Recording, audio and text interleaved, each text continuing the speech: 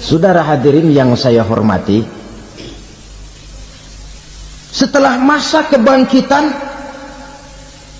itu jangan dikira begitu bangkit langsung diperiksa, masih menunggu menanti ribuan tahun perhitungan padang mahsyar untuk sampai kepada proses yang disebut yaumul hisab, hari perhitungan. Seorang demi seorang bakal dipanggil. Bayangkan saja, kita se-RT saja di absen, kadang-kadang perlu waktu lama. Ini manusia sejak zaman Nabi Adam sampai datang hari kiamat, satu demi satu disidang di hadapan Qadhi Rabbul Jalil. Status sosial copot sudah waktu itu. Yang pernah jadi hartawan di situ tidak lagi kelihatan kehartawanannya. Yang pernah jadi jenderal tidak lagi dipanggil jenderalnya. Yang ustadz tidak lagi dipanggil al-mukarramnya. Seluruh status sosial selesai. Dipanggillah kita seorang demi seorang menghadap Qadhi Rabbul Jalil. Bagaimana proses penghisaban itu? Pertama, proses tanya jawab. Di antaranya ada hadis menyatakan lan tazula qadama 'abdin yaumal qiyamah hatta yus'ala an arba'i khisalin. Besok di hari kiamat tidak akan bergeser telapak kaki seorang hamba sampai dia ditanya lebih dulu tentang 4 persoalan. Apabila datang kematian menimpa seseorang, datanglah kiamat baginya. Itu yang disebut dengan kiamat kecil.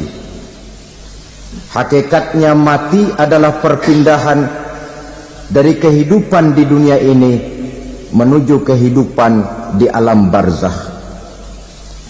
Menunggu kita di alam barzakh sampai datangnya saat kiamat, entah 10 tahun, entah 100 tahun, entah 1000 tahun, hanya Allah saja yang maha tahu.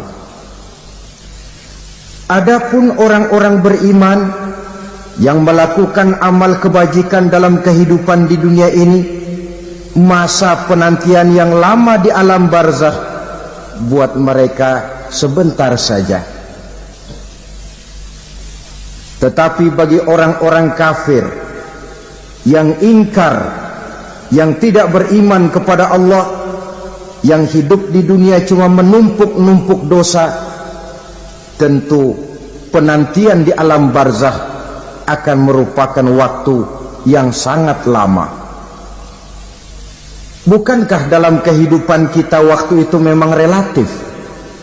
Contoh misalnya, bagi pemuda-pemudi yang sedang duduk asyik memadu cinta, waktu 4-5 jam saja rasanya cuma 4-5 menit. Tenggelam oleh keasikan. Tapi buat orang yang berbaring di rumah sakit, meratap di balik-balik apa itu tembok derita kata lagu, di balik dinding-dinding penjara, sehari bagai seminggu, seminggu rasa sebulan, sebulan boleh jadi rasa setahun. Penantian yang sangat lama. Kapan kiamat itu akan datang? Ini rahasia Allah. Jangankan kita yang orang awam, baginda Nabi sendiri tidak diberitahu oleh Allah kapan kiamat itu akan terjadi. Tetapi sungguh pun demikian, banyak hadis-hadis yang menjelaskan ciri atau tanda-tanda datangnya kiamat. Nah, kalau sudah bicara soal tanda kiamat itu ada 2. Pertama yang disebut alamatus sughra, tanda-tanda kecil. Ini waktunya masih ada tenggang. Ada yang dinamakan alamatul kubra, tanda-tanda besar, artinya kiamat sudah diambang pintu. Apa tanda-tanda kecil dari datangnya hari kiamat itu? Misalnya kata Nabi, apabila ilmu sudah diangkat oleh Allah, artinya apabila ulama sudah banyak wafat, minat orang belajar agama berkurang, lalu kebodohan nampak merajalela di mana-mana, zina dikerjakan secara terbuka, minuman-minuman keras jadi kebanggaan. Itu termasuk di antara tanda-tanda kecil terjadinya hari kiamat. Apalagi misalnya iza waladatil ammatu rabbataha, apabila budak sudah melahirkan tuan. Apa maksudnya? Ada yang mentafsirkan apabila anak sudah bisa membudaki orang tuanya. Orang tua yang melahirkan dia, yang membesarkan dia, demi setelah si anak besar jadi orang berpangkat, bertitel, berharta, berkedudukan, jadilah orang tua itu budaknya. Sehingga sering dibilang kalau orang tua kaya, anak jadi raja. Tapi kalau anak yang kaya, orang tua sering jadi budak. Apalagi munculnya fitnah yang bergelombang, timbul perang antara dua bangsa yang besar, waktu berjalan terasa sangat pendek sekali. Itu merupakan tanda di antara tanda-tanda kiamat. Termasuk di dalamnya sulit membedakan mana laki, mana perempuan. Kan kalau tanda-tanda kayak begini sekarang sudah banyak kita lihat kan. Ulama banyak wafat, penggantinya sulit. Zina dikerjakan berterang-terangan, minuman keras jadi kebanggaan, banyak anak membudaki orang tuanya, sulit membedakan mana laki mana perempuan. Kadang-kadang dari belakang kita lihat perempuan bener, begitu kita colek nengok jenggotan.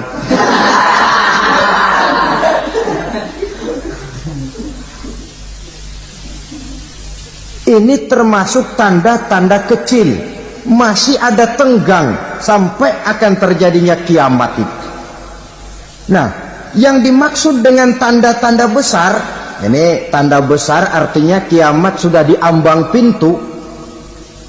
Pertama, matahari terbit dari sebelah barat.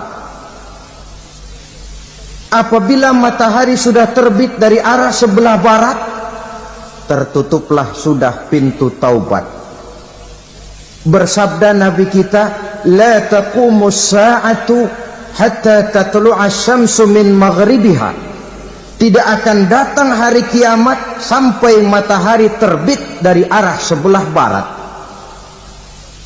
Fa iza tala'at, manakala matahari telah terbit dari arah sebelah barat, wara'ahan nasu, manusia banyak menyaksikan itu, amanu ajma'un, mereka pun lalu beriman. Yang tadinya kafir, yang tadinya ingkar, yang tadinya membangkang, setelah melihat matahari terbit dari sebelah barat, buru-buru beriman, berlomba-lomba mengucap dua kalimat syahadat. Tapi apa yang terjadi? Kata Nabi, wadzalika hina la yanfa'u nafsan imanuha lam takun amanat min qabl. Hari itu adalah hari yang iman sudah tidak berguna lagi bagi seseorang apabila sebelumnya memang dia tidak pernah beriman. Au kasabat fi imaniha khaira, atau beriman tetapi tidak pernah melakukan kebajikan di dalam keimanannya itu. Hari yang sudah kasib, hari yang sudah terlambat, beriman tidak akan ada gunanya lagi. Ini pelajaran buat kita. Sebelum sang surya terbit dari sebelah barat, sebelum nafas sampai di tenggorokan, artinya pintu taubat masih terbuka. Kalau dua hal itu sudah terwujud, nafas sudah sampai di kerongkongan atau matahari sudah terbit dari arah sebelah barat, tertutuplah sudah pintu taubat. Tak ada lagi gunanya pangkat, jabatan, harta, bahkan beriman pun dalam suasana macam itu too late, kata orang Kulon. Sudah terlambat. Matahari terbit dari arah sebelah barat. Itu tanda besar, artinya kiamat sudah di ambang pintu. Lalu apalagi tanda besar? Munculnya Dajjal. Dajjal artinya pendusta-pendusta yang menyesatkan manusia. Ada dua macam Dajjal, saudara. Ada Dajjal kecil. Ini Dajjal kelas teri. Kalau ini sejak zaman Rasulullah sudah ada itu. Tiap zaman ada. Di zaman Rasulullah misalnya ada yang bernama Aswad al-Unsi dari Yaman. Ada yang namanya Musailamah al-Kazzab dari Yamama. Ada yang namanya Ibnu Sayyad dari Madinah. Ini Dajjal di zaman Rasul. Musailamatul Kazzab memproklamirkan diri jadi nabi dia. Di zaman Rasul masih hidup. Ini Dajjal zaman Nabi. Di zaman sahabat muncul Dajjal. Di zaman kita sekarang ini Dajjal pun gentayangan. Dajjal kelas teri. Kerjanya mendustakan manusia, menyesatkan manusia, memalingkan manusia dari jalan yang benar dan diridhoi oleh Allah Subhanahu wa taala. Adapun yang merupakan tanda besar dari datangnya kiamat, Dajjal kelas kakap. Pembohong-pembohong besar yang menyesatkan masyarakat manusia berpaling dari jalan Allah mengikuti jalan mereka. Apa sih ciri Dajjal itu? Kata Nabi dalam hadis Bukhari Muslim, "Innad Dajjala", sesungguhnya yang namanya Dajjal itu yakhruju, satu saat akan muncul mendekati hari kiamat. Wa inna ma'ahu ma'an, si Dajjal ini membawa air. Wa naran, dan juga membawa api. Dua simbol. Di tangan yang satu dia bawa air, di tangan yang satu dia bawa api. Wa ammal ladzi yarahu an-nasu ma'an fanarun, adapun yang orang banyak lihat air, hakikatnya adalah api. Yang dilihat api, hakikatnya adalah air. Oleh sebab itu, kalau api yang ditawarkan, ambillah air. Kalau air yang ditawarkan, pilihlah api. Maksudnya apa ini? Ini bahasa simbol, saudara-saudara. Dajjal bicaranya seolah-olah untuk kepentingan manusia, menawarkan surga. Surga yang dia tawarkan hakikatnya neraka. Hai manusia, kalau kau mau bahagia, jangan dekat-dekat dengan agama. Solat itu tidak efektif dan efisien, tidak produktif dari segi ekonomi itu. Menghadiri majelis taklim cuma buang-buang waktu. Tahajud, tasbih, tahlil, baca Quran, apa itu? Pekerjaan mubazir saja. Hidup ini cuma sekali, masa yang cuma sekali, manfaatkan dengan sebaik-baiknya. Mumpung, dibawanya sifat mumpung, tetapi dalam pengertian yang sangat negatif. Bicaranya seolah-olah untuk kepentingan manusia, tetapi sebenarnya menjerumuskan manusia. Menawarkan air, tapi sebenarnya api. Menawarkan api, tapi hakikatnya air. Buat apa kamu sholat? Buat apa kamu bayar zakat? Buat apa kamu puasa? Surga yang dicanangkan Dajjal, hakikatnya neraka. Neraka yang digambarkan Dajjal, pada dasarnya adalah surga. Jadi memutarbalikkan fakta itu kerjaan Dajjal. Yang hak jadi batil, yang batil dibilang hak, yang benar jadi salah, yang salah malah jadi benar. Tuntunan disuruh jadi tontonan, tontonan malah menjadi tuntunan. Itu pekerjaan Dajjal profesinya. Zamannya Nabi Adam, Dajjalnya kan iblis. Betul? Betul. Apa sih gang kerayuan iblis itu? Allah setelah menciptakan Nabi Adam kan bilang, Adam, kau dan istrimu Hawa tinggal di surga ini. Seluruh fasilitas yang ada di surga persilahkan kau nikmati. Satu yang tidak boleh, jangan coba-coba dekati pohon khuldi. Dekat saja jangan, apalagi sampai memetiknya. Datang Dajjal yang namanya iblis ini.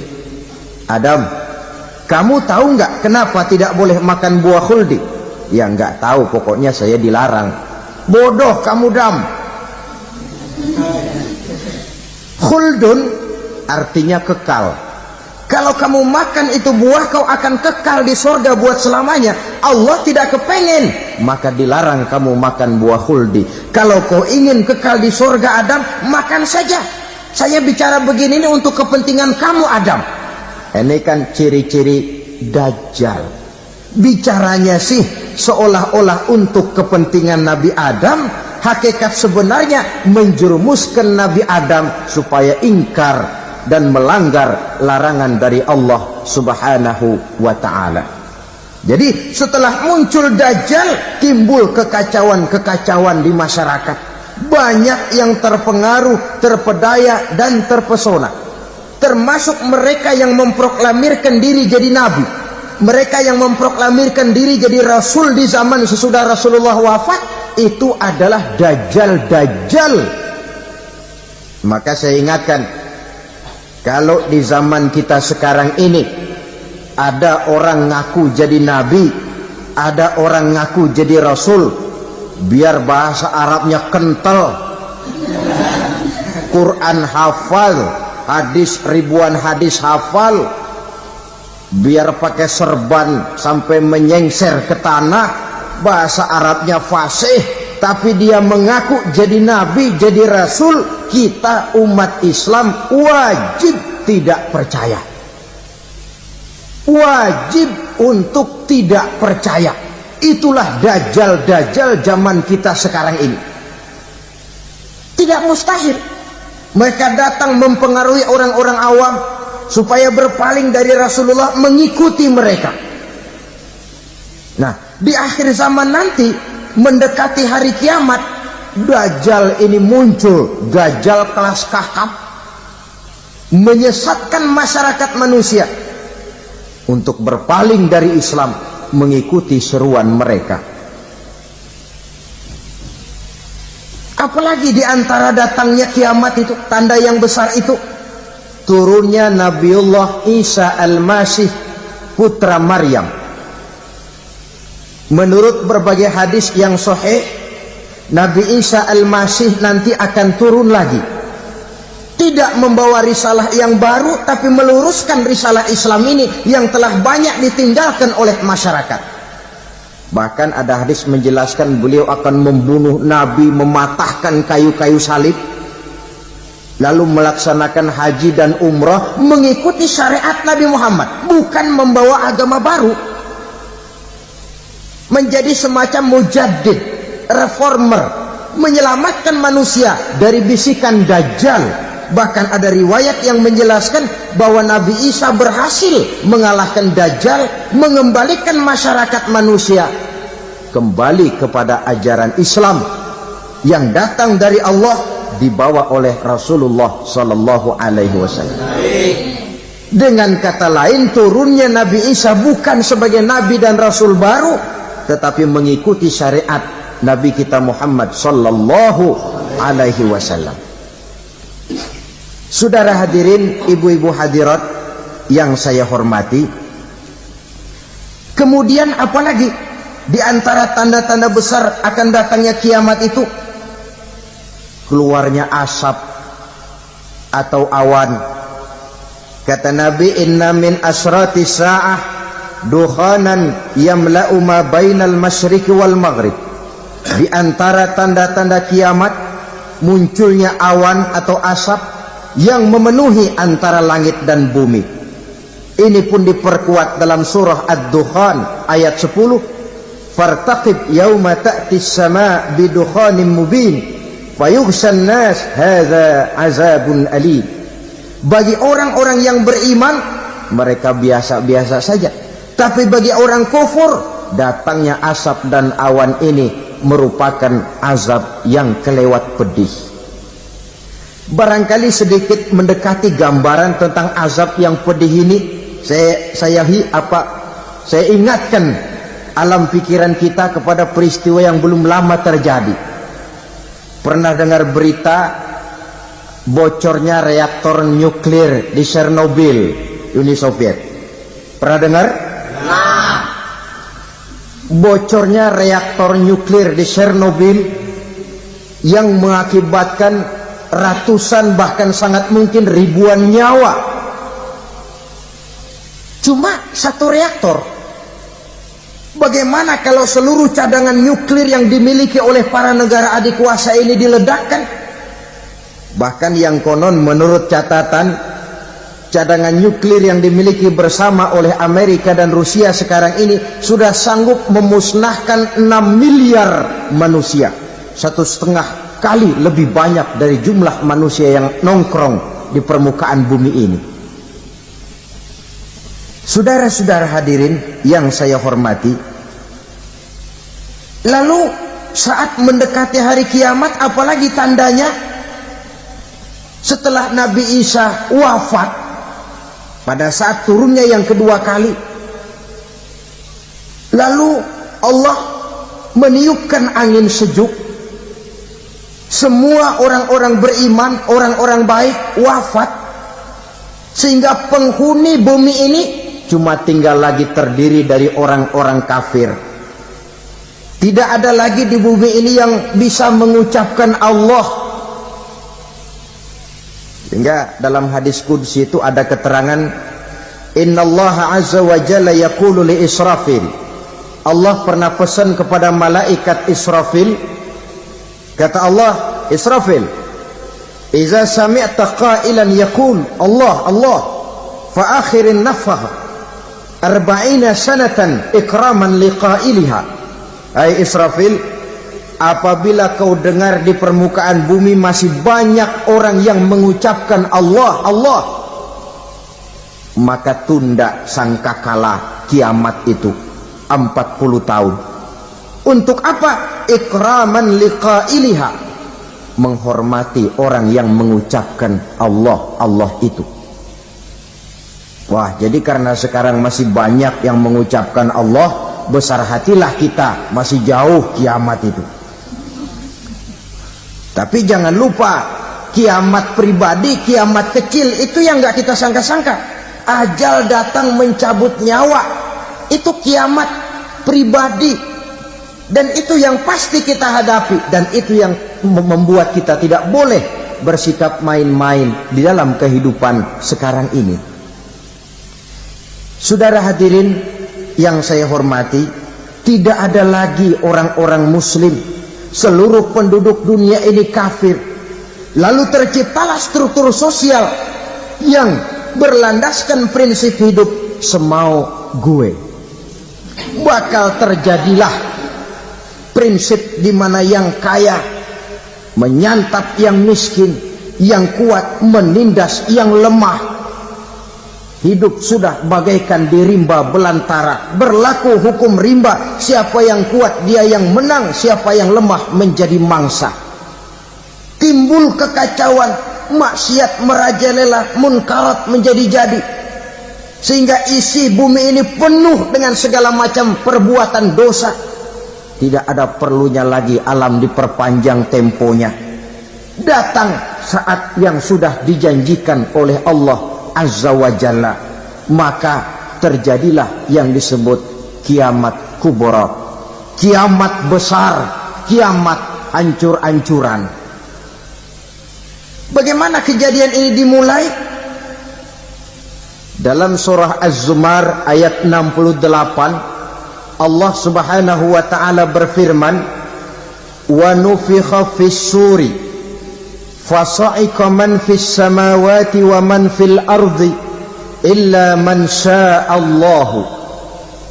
Maka manakala ditiuplah sangkakala, terkejutlah seluruh yang ada di langit dan seluruh yang ada di bumi.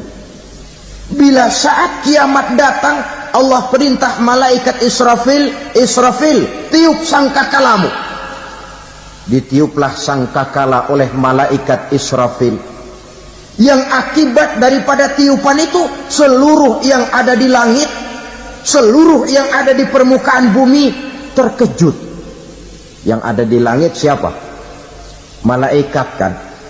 Bayangin aja kalau malaikat kaget, apalagi kita. Terkejut seluruh makhluk yang ada di bumi, yang ada di langit mendengar suara sangkakala itu. Bunyinya tidak sanggup kita bayangkan dahsyatnya. Ledakan nuklir, ledakan neutron, belum apa-apa ketimbang bunyi sangkakala malaikat Israfil ini. Nah, lalu mendengar bunyi sangkakala ini, gemparlah makhluk, kacaulah alam. Bumi gempa, planet-planet bertabrakan, gunung meletus, air laut tumpah ke darat, angin topan bertiup, halilintar menyambar. Lalu semua yang bernama hidup mati total.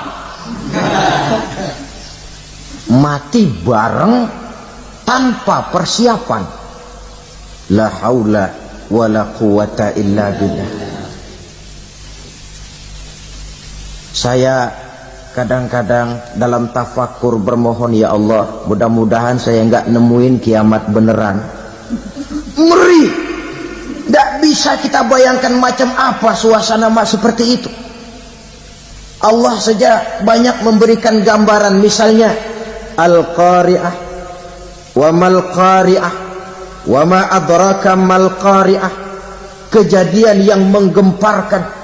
Tahukah kamu apa kejadian yang menggemparkan itu? Yauma yakunun nasu kal farasil mabsus wa takunul jibalu kal ihnil manfus. Pada saat itu manusia berterbangan bagai kupu-kupu, gunung berterbangan seperti kapas ditiup angin. Gunung saja macam kapas, konon lagi manusia. Kematian total, mulai semut sampai gajah mati, jin mati, iblis mati, malaikat mati. Malaikat saja mati.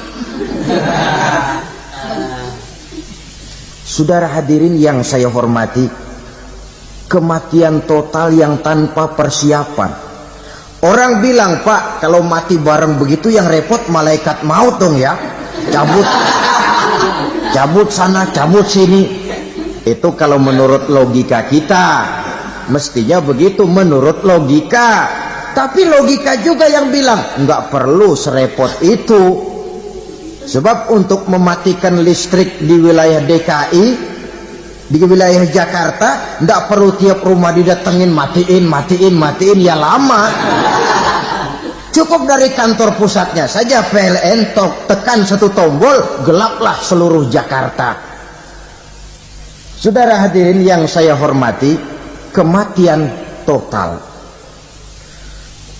Lalu setelah kematian total, planet-planet juga mati, dalam arti tidak bergerak dan beredar.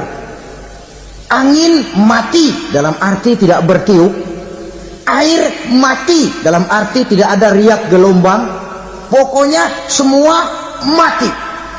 Kullu nafsin za'iqatul maut, semua yang bernafas mati. Dalam ayat lain, kullu man 'alaiha fan, semua yang ada di permukaan bumi fana. Yang kekal cuma Allah Subhanahu wa ta'ala. Yang paling belakang mati malaikat maut dan malaikat Israfil. Tapi mati juga sesuai dengan janji Allah. Menurut hadis Bukhari Muslim dari Abi Hurairah, masa tenggang waktu antara kematian total pada tiupan sangkakala pertama dengan proses kebangkitan pada tiupan sangkakala kedua 40 lamanya. Tidak dijelaskan oleh Abi Hurairah 40 jam, apa 40 hari, apa 40 tahun. Hadis-hadis cuma menyebutkan 40 saja. Sunyi alam, yang tinggal cuma Allah saja lagi. Ketika itu Allah berseru-seru, katanya, limanil mulkul yauma, siapa para penguasa hari ini? Mana itu raja-raja dan penguasa yang dulu mengaku jadi Tuhan? Fir'aun, mana Fir'aun sekarang? Yang dulu jadi raja, merasa berhasil, sombong, lalu tidak mau turun-turun dari kekuasaannya, sampai kepada puncak kekurang ajarannya, mengangkat diri jadi Tuhan. Mana itu Fir'aun? Namrus, mana sekarang Namrus? La ilaha illa ana, ternyata tidak ada Tuhan lain selain daripada aku, kata Allah. Proses kemudian, saudara-saudara, turunlah hujan dari langit. 40 lamanya hujan itu, tidak jelas juga 40 jam apa 40 hari. Setelah air turun membasahi, datanglah tiupan sangkakala yang kedua. Semua yang bernama mati bangkit dari kuburnya masing-masing. Ini yang disebut Yaumul Ba'thi, hari kebangkitan. Allahu Akbar. Pada saat kita bangkit dari kubur kita masing-masing, kumpul di padang mahsyar namanya. Bayangin aja, saya sendiri nggak sanggup bayangin. Manusia sejak zaman Adam sampai zaman kiamat kumpul bareng di tempat sama. Berapa banyaknya itu?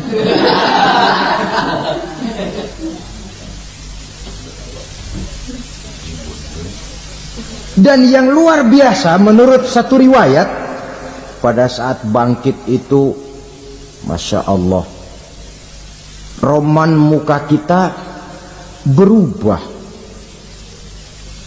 disesuaikan dengan amalan kita waktu di dunia ini.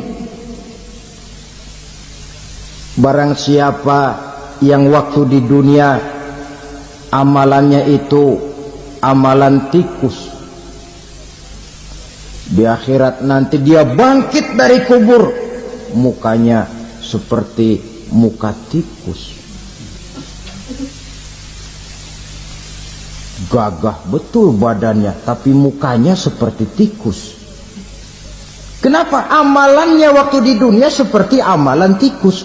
Apa amalan tikus itu? Suka ngegeragoti barang yang sudah disimpan rapi-rapi.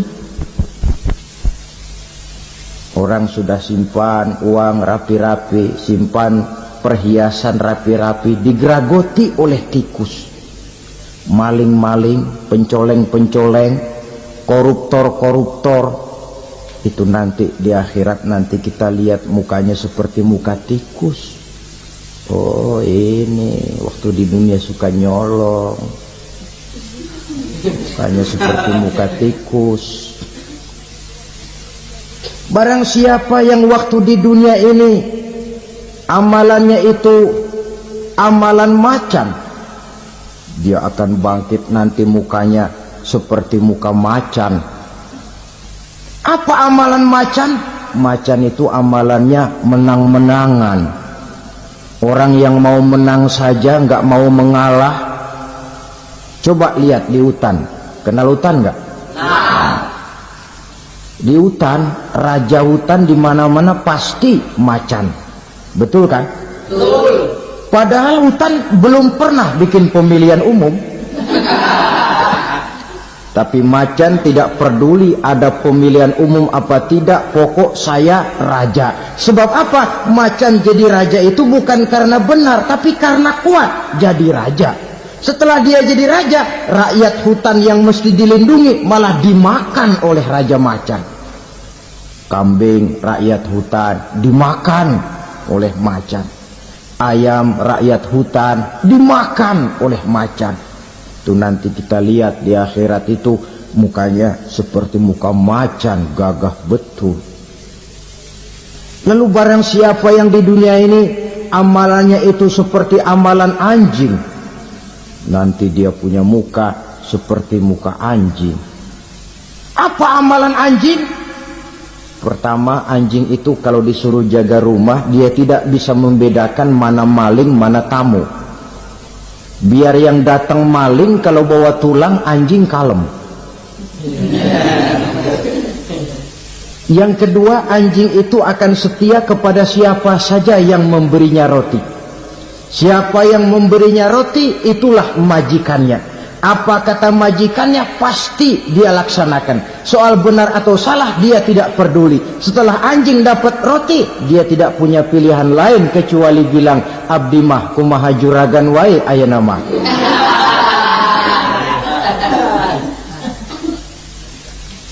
Saudara hadirin yang saya hormati,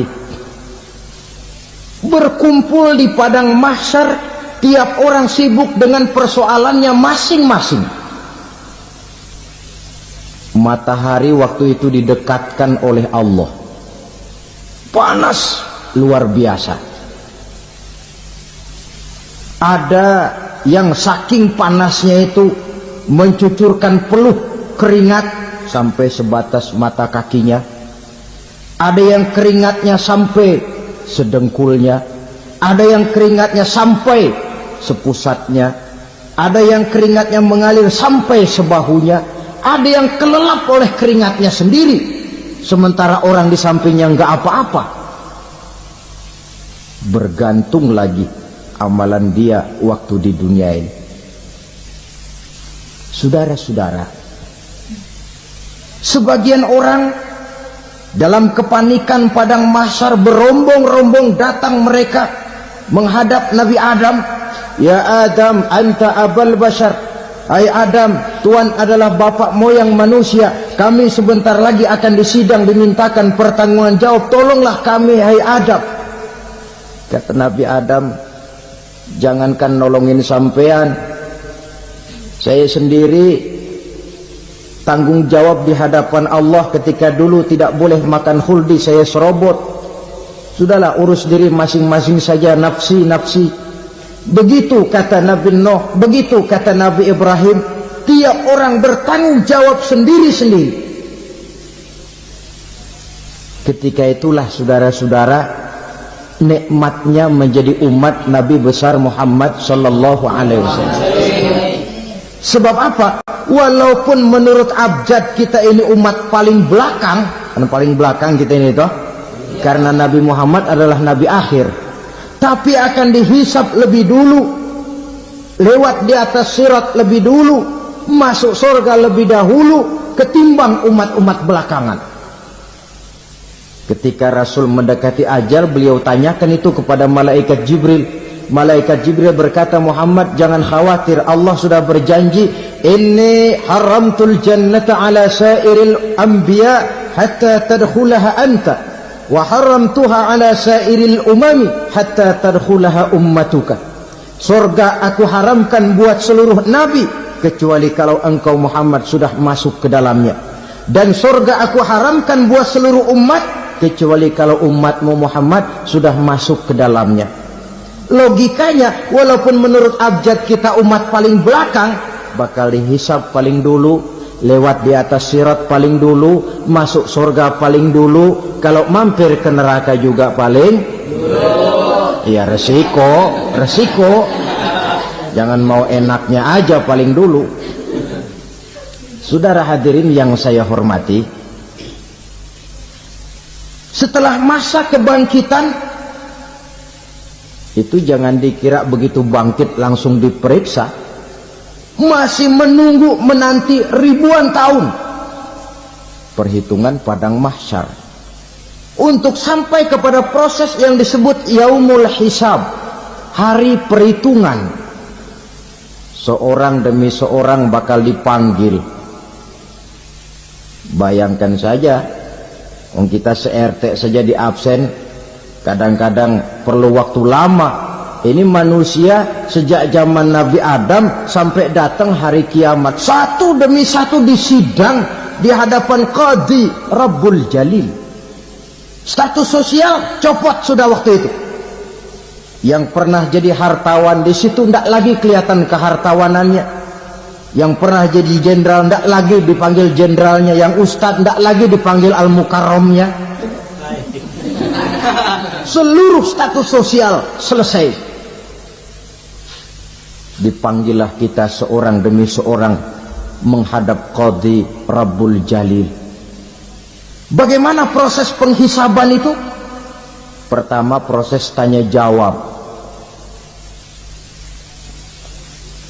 Di antaranya ada hadis menyatakan, lan tazula qadama 'abdin yaumal qiyamah hatta yus'ala an arba'i khisalin. Besok di hari kiamat tidak akan bergeser telapak kaki seorang hamba sampai dia ditanya lebih dulu tentang 4 persoalan. Tentang ilmunya. Kemana ilmu itu diamalkan? Tentang umurnya. Di mana umur itu dihabiskan?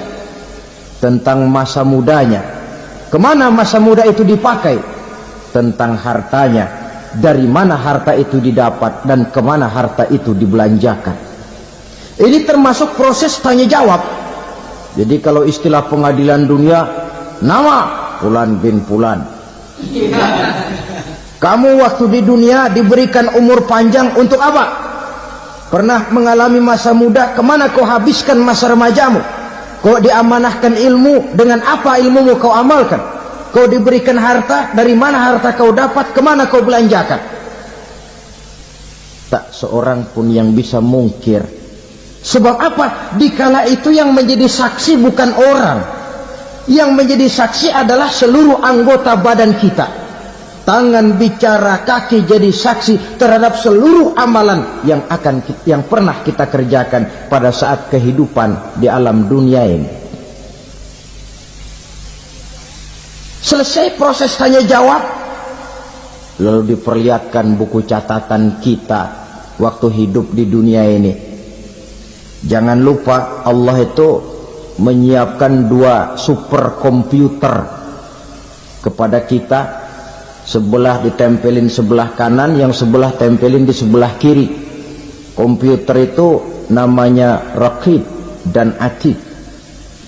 2 malaikat yang apabila baik kita lakukan, refleks saja akan menulis kebajikan kita.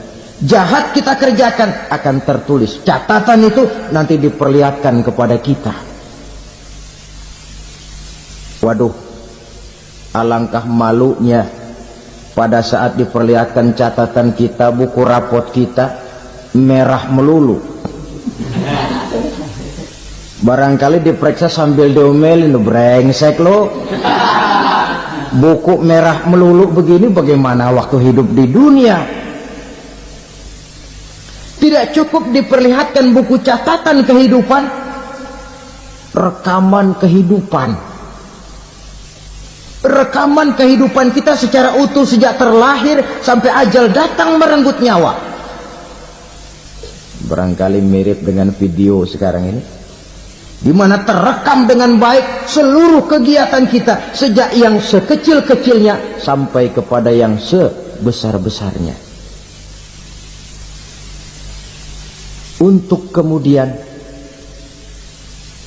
kita pun menerima balasan. In khairan fa khairun wa in syarran fa syarrun. Kalau baik ya baik balasannya, kalau jahat ya jahat juga balasannya.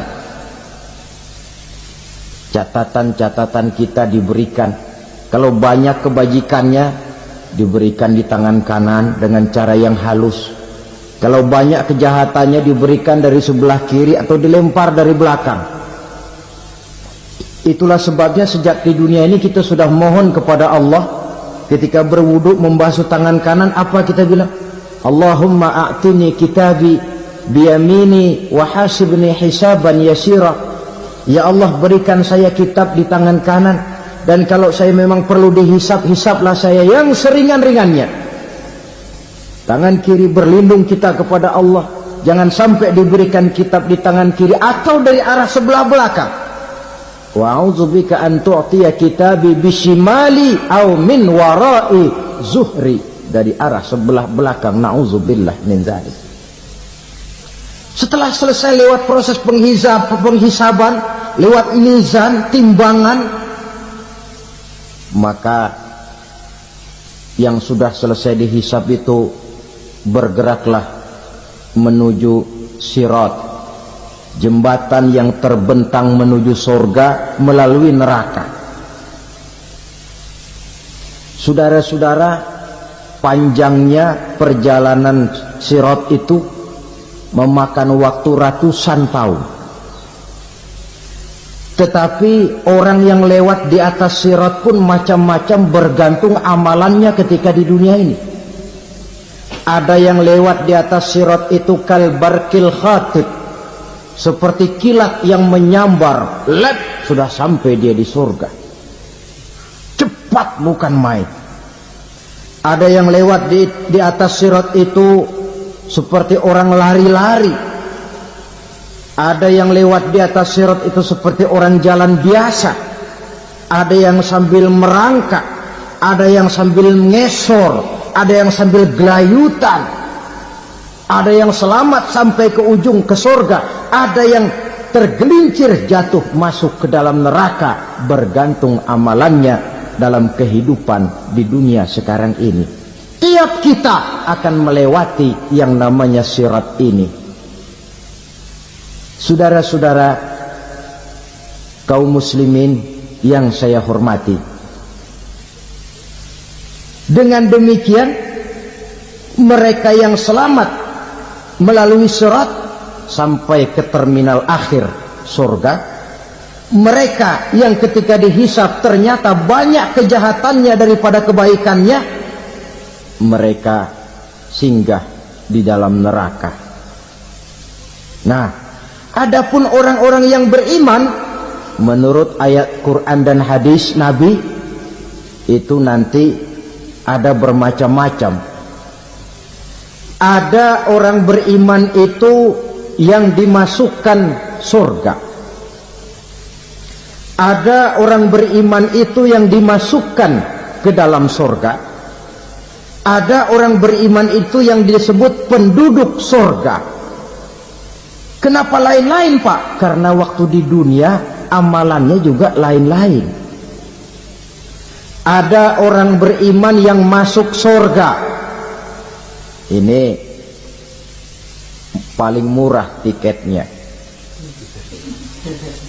Mau masuk surga? Kata Nabi begini, ma min abdin qala la ilaha illallah thumma mata ala dhalik illa dakhalal jannah. Kalau seorang hamba sudah mengucap dua kalimat syahadat, dia yakin dengan kebenaran kalimat itu sampai matinya, orang itu akan masuk surga. Abi Dzar yang waktu itu diajak bicara heran, ya Rasul kok gampang betul? Iya, walaupun orang itu mencuri, iya, walaupun orang itu berzina, iya. Biar dia mencuri, biar dia berzina, kalau dia sudah mengucap dua kalimat syahadat, dia yakin dengan kebenaran kalimat itu sampai matinya, itu orang akan masuk surga.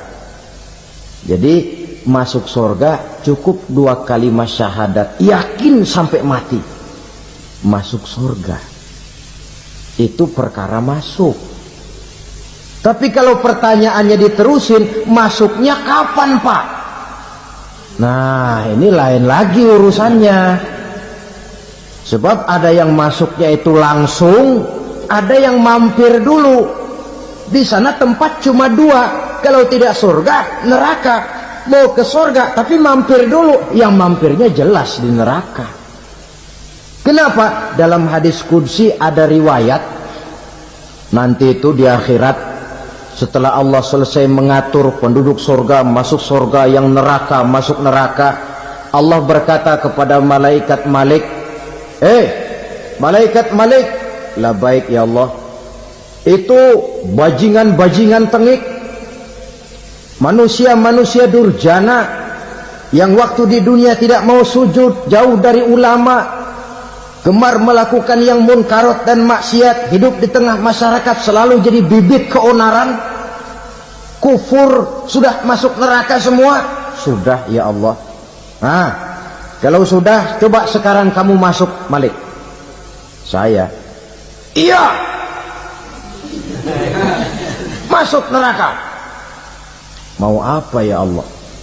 Kata Allah, akhriju minan nar man kana fi qalbihi misqala habatin min khardalin min iman. Kau masuk neraka, cari di dalam neraka orang-orang yang ada imannya walaupun kecil sebesar biji zarah, angkat mereka keluar. Masuk malaikat Malik ke neraka, cari orang yang ada imannya, korek-korek. Ya repot, udah pada gosong. Yang ada imannya diangkat ke atas, yang ada imannya diangkat ke atas, lalu dimandikan di Nahrul Hayat, namanya sungai kehidupan di akhirat nanti. Cakep lagi rupanya, bersih lagi wajahnya, apel di hadapan Allah. Kata Allah, bagaimana mas? Kapok nggak sampean? Kapok ya Allah. Nah, kalau kapok, idhab fadkhulil jannah, pergi masuk surga sana. Berangkat mereka ke surga, ketemu sama teman-temannya yang udah sampai lebih dulu, yang nggak pakai mampir lagi. Terjadi dialog. Kata teman-temannya yang udah pada nyampe duluan, mas, iya, emang baru sampai? Saya baru sampai. Memang mampir di mana dulu mas? Kita sudah lama sampai di surga. Saudara buka surah Al-Muddathir ayat 34-35. Ma salakakum fis saqar? Kenapa kamu mampir di neraka Saqar? Qalu lam nakum minal musallin. Mereka menjawab, kami mampir di neraka Saqar mas, gara-gara dulunya kami waktu di dunia ndak pernah sholat. Ndak pernah sholat? Ndak pernah. Kan rumahnya dekat masjid, cuma dekat doang mas. Sholat mah enggak saya. Enggak pernah ngasih makan fakir miskin, enggak pernah hadir di majelis taklim, pendeknya enggak pernah melakukan kebajikan. Maka saya pun mampir di neraka Saqar. Untung betul saya punya iman mas, sedikit. Waktu hidup di dunia dulu saya pernah mengucap 2 kalimat syahadat, sekali-kalinya waktu mau kawin. Masya Allah. Untung saja kawin, kalau nggak kawin polos.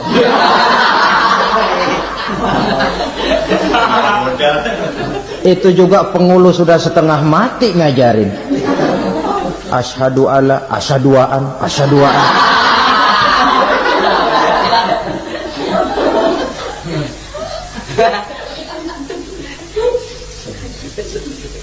Ini namanya masuk surga, ada mampir dulu.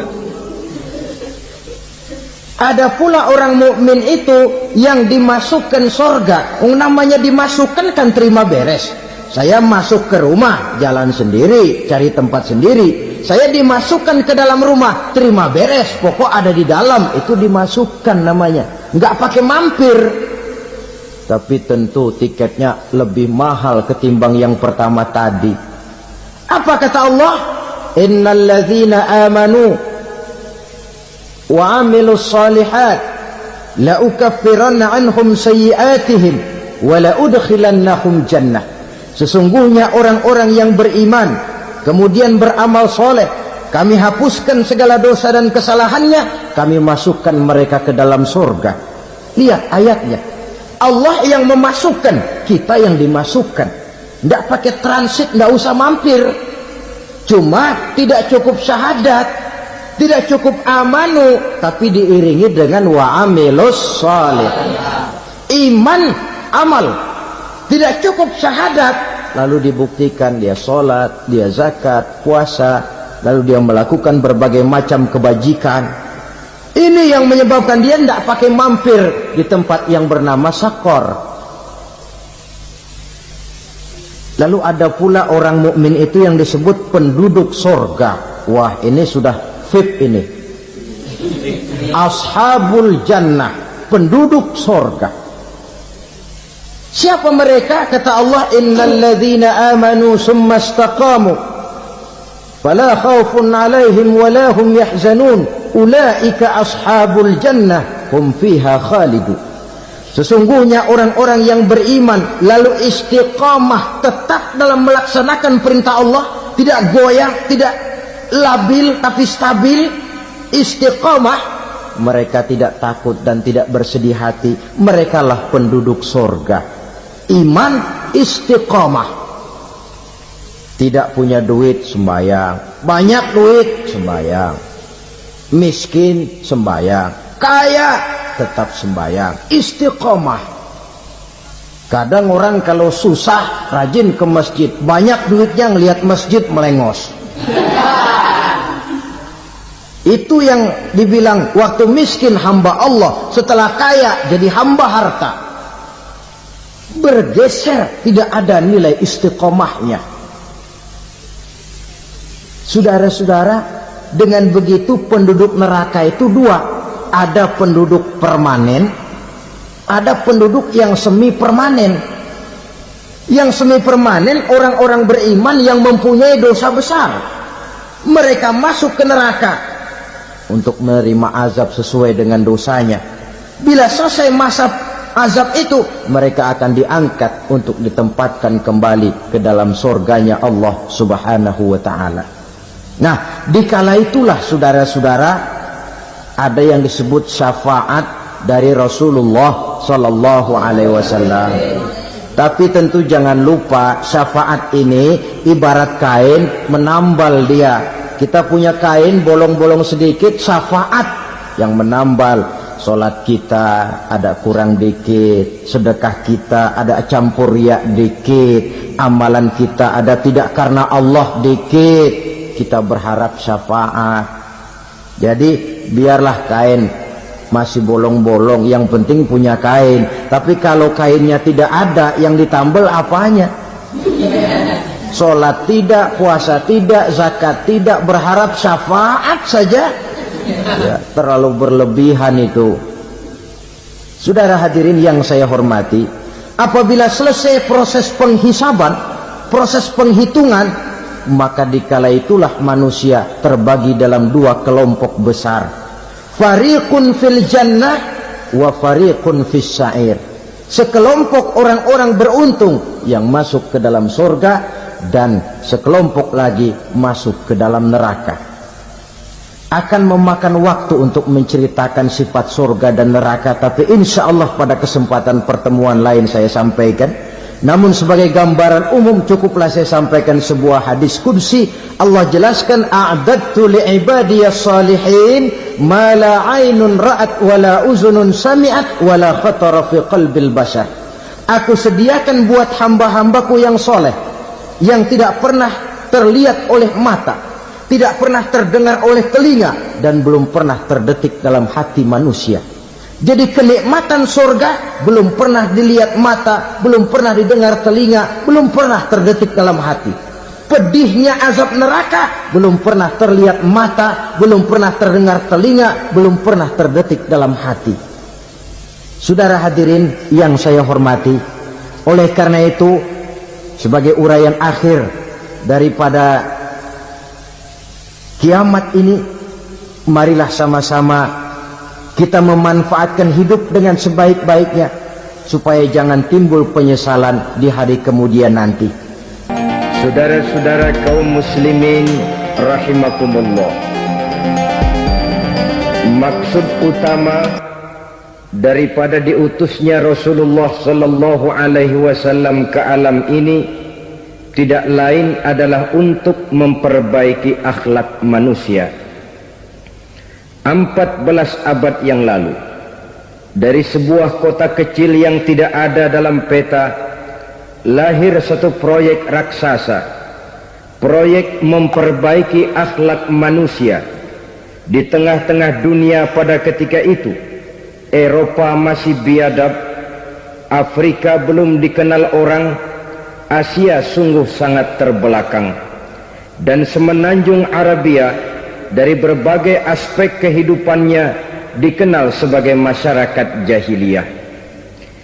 13 tahun pertama dari perjuangan selama periode Mekah Apa yang dilakukan oleh baginda Rasul tidak lain adalah memperbaiki akhlak manusia kepada Allah Subhanahu wa ta'ala dengan menanamkan roh, jiwa dan semangat tauhid.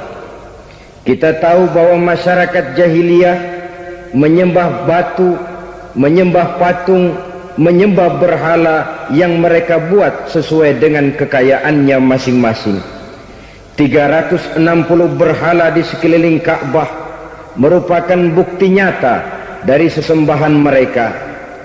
Yang kaya membuat berhala dari emas lalu disembah, yang setengah kaya bikin patung dari perak lalu disembah, yang hampir miskin bikin Tuhan dari kayu lalu disembah, yang miskin benar tepung terigu diadonin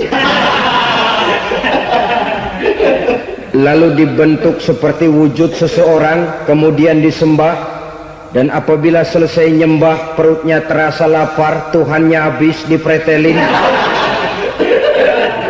Sepanjang sejarah kemanusiaan cuma masyarakat jahiliyah saja yang sampai makan Tuhan. Sesadis-sadisnya bangsa Indonesia belum pernah sampai makan Tuhan. Maka menghadapi manusia seperti ini, yang pertama dilaksanakan oleh Rasul memperbaiki akhlak mereka kepada Allah, menanamkan la ilaha illallah, bahwa tidak ada Tuhan yang perlu disembah selain daripada Allah Subhanahu wa ta'ala. Ini hakikatnya merupakan inti daripada ajaran rasul-rasul terdahulu. Kenapa? Seluruh rasul bersumber dari satu sumber yang sama, yaitu dari Allah Subhanahu wa ta'ala. Maka prinsip ajaran ketuhanan yang mereka bawa tentu saja sama. Nabi Adam mengajarkan la ilaha illallah, Nabi Nuh mengajarkan la ilaha illallah, cuma tentu sambungannya Nuh Rasulullah. Nabi Ibrahim mengajarkan la ilaha illallah, Ibrahim Rasulullah. Nabi Musa mengajarkan la ilaha illallah, Musa Rasulullah. Bahkan Nabi Isa mengajarkan la ilaha illallah, Isa Rasulullah. Dan Nabi Muhammad mengajarkan la ilaha illallah, Muhammadur Rasulullah. Akhlak manusia kepada Allah dengan menanamkan tauhid. Jadi kalau ingin berakhlak yang benar kepada Allah, jaga tauhid, pegang teguh akidah. Saudara-saudara kaum muslimin rahimakumullah, lawan daripada tauhid adalah kufur. Kufur bisa dua, bisa kufur iman, bisa kufur nikmat. Kufur itu sifatnya, kafir itu orangnya. Ada orang kufur iman, dan ini merusak akhlak kepada Allah Subhanahu wa ta'ala. Kufur iman itu kadang-kadang bentuknya syirik, orangnya disebut musyrik. Kufur iman itu kadang-kadang bentuknya nifak, orangnya disebut munafik. Kufur iman itu kadang-kadang bentuknya riddah, orangnya disebut murtad. Ini merupakan jenis daripada kufur-kufur iman dan tergelincirnya manusia daripada akhlak kepada Allah Subhanahu wa ta'ala. Benar, di zaman sekarang kita tidak menyembah berhala. Memang di zaman sekarang kita tidak menyembah patung. Iya, kita tidak berkeyakinan Tuhan lebih dari satu. Tapi kadang-kadang akhlak kita kepada Allah sering lentur dan luntur, sering bergoyang dan tergoncang, sering kena erosi dan polusi. Bahwa kita tidak menyembah Latta, Uzza, Manat dan Hubal seperti masyarakat jahiliyah dahulu, memang. Tapi Latta zaman sekarang, Uzza zaman sekarang, Manat dan Hubal di zaman sekarang, berhala-berhala di abad kita sekarang ini, kadang-kadang bernama harta, kadang-kadang bernama wanita, kadang-kadang bernama tahta, mungkin juga bernama Toyota. sesuatu yang lebih kita agungkan daripada Allah, menjelmalah dia menjadi berhala-berhala di zaman kita sekarang ini. Manakala kita di kantor sudah lebih takut kepada kepala bagian kita daripada kepada Allah, maka Tuhan kita barangkali adalah kepala bagian kita. Manakala kita sudah lebih takut kepada manusia daripada kepada Allah, bergeserlah akhlak kita kepada Allah, mengagungkan manusia dan menomorduakan Allah. Maka di zaman sekarang akhlak kita kepada Allah sering kena erosi, sering kena polusi. Mungkin karena sulitnya lapangan kerja, tingginya tensi ekonomi, persaingan hidup yang makin tajam, sulitnya mencari lapangan kerja, orang kadang-kadang nekat, sedikit pertimbangan, picik pandangan, mudah melakukan potong kompas, sehingga terjadilah perbuatan-perbuatan yang memelencengkan akhlak kita kepada Allah Subhanahu wa ta'ala. Kadang-kadang terjebak mempercayai selain daripada Allah, kadang-kadang terjebak di dalam mengagungkan yang selain daripada Allah lebih dari yang seharusnya. Terkenalah akhlak kita kepada Allah jaringan-jaringan erosi dan polusi. Kufur sebagai lawanan daripada tauhid merupakan sifat daripada orang yang tidak berakhlak kepada Allah. Bentuknya pertama bisa syirik. Syirik itu artinya meyakini ada Tuhan lain selain daripada Allah. Itu yang namanya syirik. Jadi percaya Tuhan ada, cuman Tuhannya kelebihan. Itu yang disebut syirik, dan itu merupakan cerminan dari akhlak yang rusak kepada Allah Subhanahu wa ta'ala. Berkeyakinan Tuhan lebih dari satu, berkeyakinan bahwa Tuhan itu beranak atau diperanakkan, atau mengagungkan sesuatu sama dengan Allah, atau menjadikan yang selain Allah sebagai tujuan akhir daripada perjalanan kehidupan ini, maka itu sudah terjebak kita dalam musyrik. Dan syirik satu dosa yang tidak berampun. Bahasa kasarnya, yang namanya syirik itu jenis bapak moyangnya dosa. Saudara-saudara, sebab itu saya pesan, kalau memang terpaksa, biasanya yang tinggal di kota-kota besar itu kalau tidak kepengen dosa kan susah. Kalau terpaksa harus bikin dosa, cari yang kecil-kecil saja, yang kira-kira taubatnya gampang. Umpamanya pulang sholat Jumat nukar sendal, umpama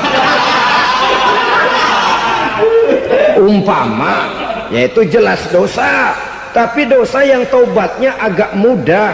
Jangan sampai terjebak ke dalam syirik, menyekutukan Allah. Kalau sudah menyekutukan Allah, Allah dimadu, murka benar Allah kepada kita. Innallaha la yaghfiru ayyushraka bih wa yaghfiru ma duna dzalika liman yasha. Allah tidak akan memberi ampun kepada orang yang menyekutukannya dengan sesuatu, tapi Allah mau mengampunkan dosa yang selain itu bagi orang yang dikehendakinya. Jadi orang-orang yang sudah terjebak syirik, menyekutukan Allah, meyakini ada Tuhan lain selain daripada Allah, meyakini Tuhan beranak atau diperanakkan, bagaimanapun baiknya mereka di dunia, bagaimanapun sosial jiwanya, bagaimanapun pemurah tangannya memberikan santunan dan pertolongan kepada orang lain, kalau sudah syirik, seluruh nilai kebaikannya akan tidak ada gunanya lagi, karena tidak ada tempat nilai kebaikan itu bergantung. Sedangkan kita berbuat baik agar diterima oleh Allah. Kalau Allahnya marah kepada kita, siapa yang akan menerima nilai kebaikan itu sendiri? Ini bentuk yang pertama. Yang nyata-nyata menyembah berhala, syirik. Yang nyata-nyata beriktikad Tuhan lebih dari satu, syirik. Atau yang tersamar. Yang tersamar itu yang sering jadi penyakit kita. Saya sejak ada perkutut ini di rumah, perkutut, Saudara-saudara, yang merusak akhlak kepada Allah, yang merusak tauhid setelah syirik, bisa juga berbentuk nifak. Nifak itu sifatnya, orang yang punya sifat nifak disebut munafik. Asal katanya dari nafakun. Nafakun itu satu lubang yang punya dua muka, seperti goa, ada tempat masuk, ada tempat keluar. Maka munafik orang yang punya dua muka. Kalau bahasa kita, pandai bermain minyak di atas air, manis jika berhadapan, balik belakang lain bicara. Sehingga apa yang dinamakan nifak, kata Imam Ali Al-Jurjani dalam kitab ta'rifatnya, izharul imanu bil lisan wa kitmanul kufri bil qalbi. Menyatakan, menampakkan iman dengan lidahnya, tapi menyembunyikan kekafiran dalam hatinya. Dengan kata lain, lidahnya mah iman, hatinya mah kafir. Padahal hati itu yang dilihat, padahal hati itu yang dinilai. Kenapa lidahnya mengaku iman? Ya mungkin karena kepepet, mungkin karena kepentingan, mungkin karena ingin mencari kelemahan orang, lalu dia pura-pura beriman. Tapi sesungguhnya hatinya kufur. Ini merupakan penyakit munafik. Dan terus terang, menghadapi orang munafik jauh lebih berat daripada menghadapi orang kafir. Kenapa? Munafik ini kan musuh dalam selimut. Mau dibilang musuh nyata-nyata, apalagi di zaman Rasul ya, ketika periode Madinah, berat sekali menghadapi orang munafik. Mau dibilang kafir, kalau ketemu assalamualaikumnya medok juga. Mau dibilang mukmin, di belakang ngegerundel, nyari-nyari penyakit, nyari-nyari lantaran, mencari-cari gara-gara. Kalau kafir jelas kafirnya, kalau musyrik jelas musyriknya. Tapi munafik, di depan kita dia mengaku beriman, di belakang kita dia caci maki kita. Maka demikian rupa watak orang munafik Allah benci betul. Sampai dalam Quran orang munafik itu divonis innal munafikin fid darkil asfal minan nar. Orang-orang munafik di dasar jurang neraka yang paling bawah, keraknya neraka. Saudara-saudara kaum muslimin rahimakumullah, sebab munafik sangat berbahaya, membahayakan umat, membahayakan agama. Di depan kita mereka ngaku pura-pura beriman, kalau pidato luar biasa, memuji agama setinggi langit, menampakkan seolah-olah dia orang yang dekat dengan agama. Saudara-saudara, agama penting, agama mutlak. Tapi yang ngomong begitu agamanya apa, remeng-remeng. Cuma sekedar lipstick, cuma sekedar dekorasi, cuma sekedar kamuflase buat ngibuli orang lain. Dia mengaku beragama, mengatakan agama mutlak, menganggap agama penting, seolah-olah memperhatikan benar tentang tatanan kehidupan beragama, tapi sebenarnya di hatinya tidak lebih berkecamuk penyakit-penyakit kufur. Maka sifat munafik ini termasuk menodai tauhid, artinya merusak akhlak kita kepada Allah Subhanahu wa ta'ala. Sifat yang ketiga yang juga merusak akhlak kita kepada Allah dinamakan riddah. Riddah itu sifatnya, orang yang punya sifat riddah disebut murtad. Murtad keluar dari Islam. Keluar dari Islam tentu tadinya di dalam Islam. Oleh satu perbuatan dia bisa menjadi murtad. Misalnya tadinya dia iman benar kepada Allah, tapi melarat. Kadang-kadang sehari masak, 3 hari libur. Akhirnya oleh kesulitan ekonomi dia tidak kuat. Ada yang menawarkan kebaikan, dibawain supermi, dibawain obat-obatan, diberikan beras. Goyah imannya.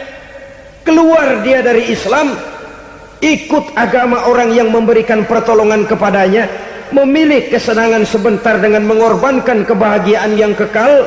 Maka orang semacam itu riddah sifatnya, murtad orangnya, keluar dari Islam.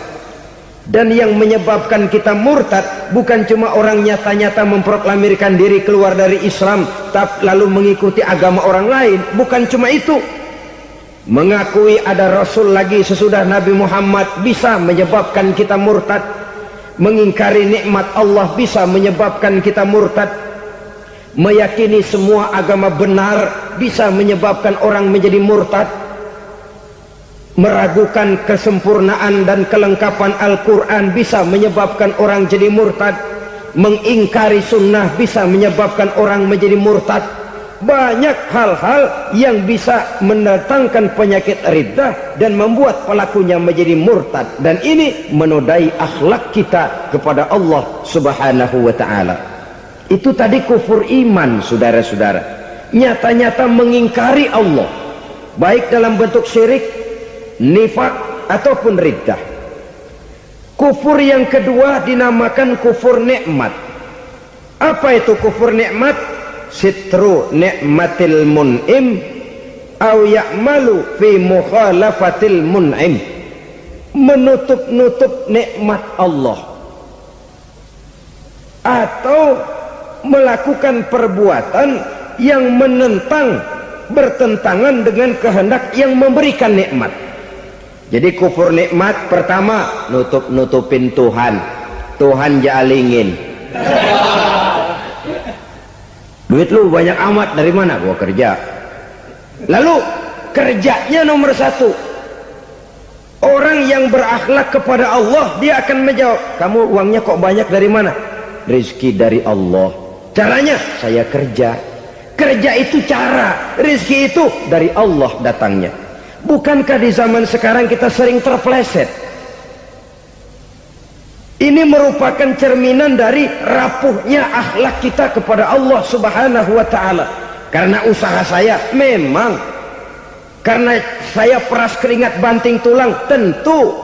Tapi sadarkah kita bahwa sepanjang yang bisa kita lakukan cuma berusaha, peras keringat banting tulang, pergi pagi pulang sore? Tapi bisakah kita memastikan hasil usaha kita? Apalagi yang paling dekat, misalnya saja yang sungguh-sungguh di luar jangkauan kemampuan kita, soal rezeki, soal jodoh, soal maut, kitakah yang mengatur? Kitakah yang menentukan? Subhanallah, manusia sungguh tidak berdaya menghadapi tiga hal paling pokok ini. Rezeki, kita cuma bekerja. Kitakah yang menentukan? Tidak. Kita berusaha saja, rezeki belum pasti dapat. Apalagi kalau kita tidak berusaha. Jangan terjebak dalam fatalisme, belum perang udah nyerah. Emang dasar rezeki datangnya dari Tuhan, gak usah kerja, dan ntar juga kalau dia datang. Dari mana datangnya? Kerja saja belum tentu dapat rezeki, apalagi kalau tidak kerja. Yang jelas usaha perlu, kepastian itu urusan Allah. Ini akhlak kepada Allah Subhanahu wa ta'ala. Jodoh juga begitu, kita berusaha, kita berupaya, Allah menghendaki lain jadinya. Maut juga begitu. Siapa sih yang pengen ngadepi maut? Siapa sih yang pengen mati? Siapa sih yang pengen ketemu malaikat Israel? Tidak seorang pun kalau ditanya, kecuali mereka yang putus asa ya. Kalau otaknya masih normal, mau mati mesti belakangan dulu dah dikit. Tapi yang satu itu, saudara, kalau dia sudah datang, tenaga mana yang bisa menolak? Kalau dia sudah berkunjung, kekuatan mana yang bisa menghindar? Kalau dia sudah ingin bertemu, kemana kita bisa melarikan diri? Manusia sepanjang yang dia lakukan hanya berusaha, tapi kepastian, ketentuan dari Allah Subhanahu wa ta'ala. Orang yang kufur nikmat, nutupin Allah. Dia merasa rezekinya adalah mutlak peras keringatnya, seolah-olah Allah nggak punya peranan apa-apa di situ. Oh, ini kan saya bisa rumah begini karena saya kerja keras. Oh, ini mobil saya begini, saya kerja keras. Peras keringat, banting tulang, keras.